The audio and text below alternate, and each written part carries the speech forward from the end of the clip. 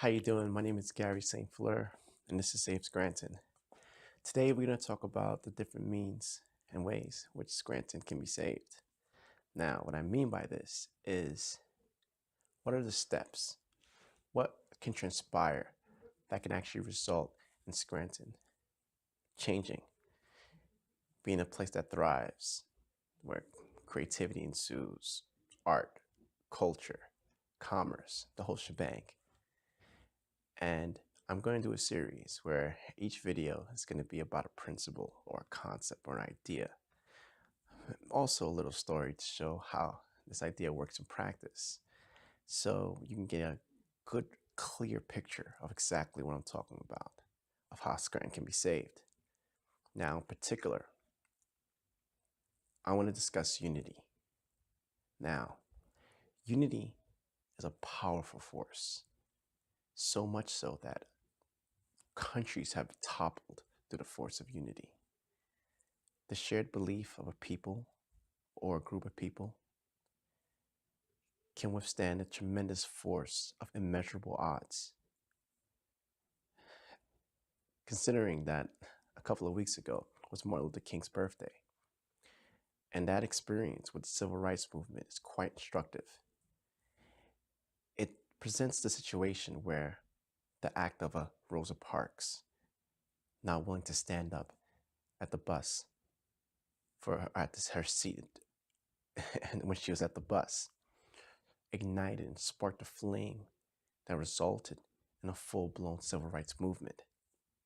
And what it took was for someone to manifest action about what they felt and for other people to feel those same things.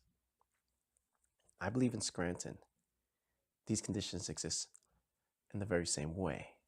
The reason I say this is because all Scrantonians feel the same way about Scranton. They're heavy. They feel downtrodden.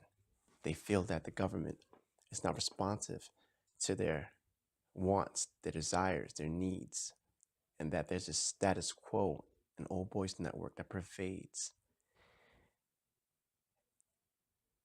And then result is a city where prospects are often thought of as abysmal. Now, I do understand that there's been attempts through the art community, the music community, and other parts of the city to attempt to rectify the situation and create some vibrance and activity. But all these things do not address the elephant in the room. The tone from the top, which is the government, if it's one of nepotism, malfeasance, and unresponsiveness to the needs of the people, it becomes very difficult to be hopeful and motivated for the future. There's 50,000 young people that attend the schools around this area. And if you speak to them, you can hardly find any one of them who wants to stay past graduation. What does that say about this area? I believe it's an opportunity. What it demonstrates is that there's something here that is turning people away. And it's clear what that is. The way the government operates fundamentally has to change. And how that changes is through a unified effort by the Scranton people. If Scrantonians collectively get together and shout, it's enough, things will change. They already know that something is definitely wrong with the city. They know that there's a lot of things that's going on behind the scenes that are kind of untoward.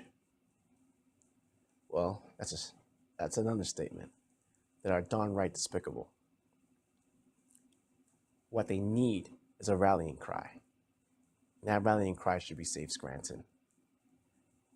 Our efforts to this date has been towards answering and working towards meeting the needs of the people. When the business community complained about mercantile taxes, we were there. When people started complaining about the local service tax, we were there just recently bringing a case against the government to force those taxes low.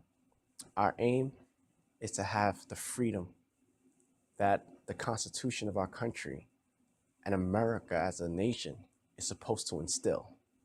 We want the people of Scranton to thrive, and unified together, we can do so. Thank you for listening. I hope that you subscribe below, that you check out the website, safescranton.com, and that you read our articles, send us some feedback or information. It would be great to hear from you. I would be very happy to hear from you. Thank you, and I look forward to continue serving the people of Scranton. Thank you. Have a wonderful day.